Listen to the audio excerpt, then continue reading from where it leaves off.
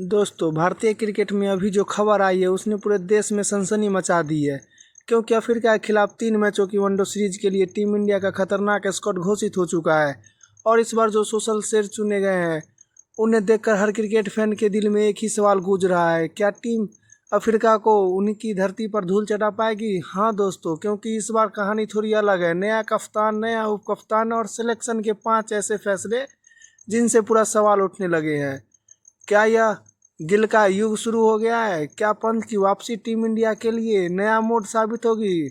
और क्या हार्दिक पांड्या का बाहर होना भारत की बैलेंस को बिगाड़ देना होगा? क्योंकि आज हम आपको बताएंगे टीम इंडिया के 16 खूंखार शेरों के बारे में, साथ ही उन 5 सनसनी खोज फैसलों की पूरी कहानी जिन्होंने इस चैन को मैन बना दिया है। भारतीय क्रिकेट इतिहास के सबसे विवादास्पद सिलेक्शन में से एक दोस्तों, सिलेक्शन कमेटी ने जो पहला बम फोड़ा है उसने सबको हिला दिया। जो भारत के सबसे भरोसेमंद ऑलराउंडर माने जाते हैं उन्हें इस पूरी वनडे सीरीज से बाहर कर दिया गया है।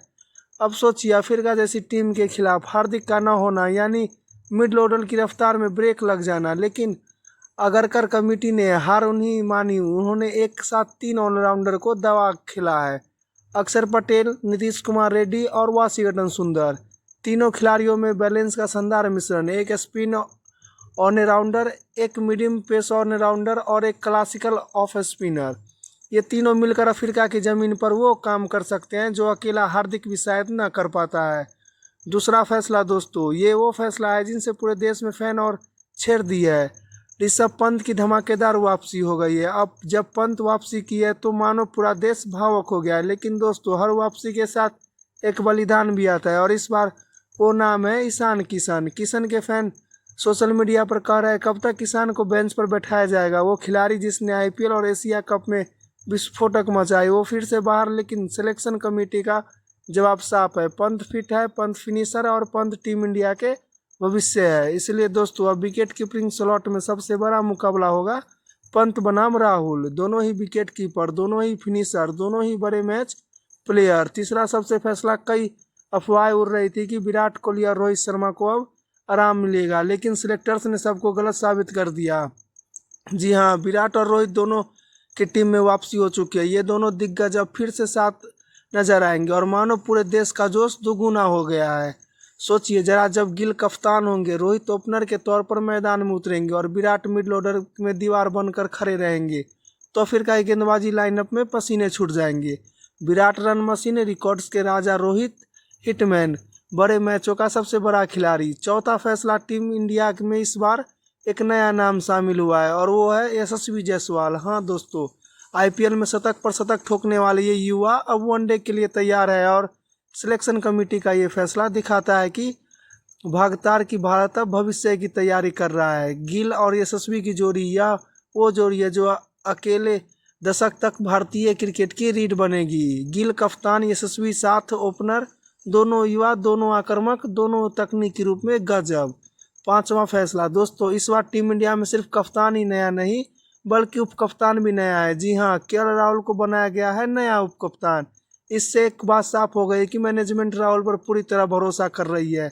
साथ ही टीम में एक नई 4 विकेट कीपर शामिल किए गए हैं, ऋषभ पंत, केएल राहुल, ध्रुव जुरैल और एक यंगस्टर रिजर्व में। यानी इस बार टीम इंडिया कोई भी रिस्क नहीं लेना चाहती है।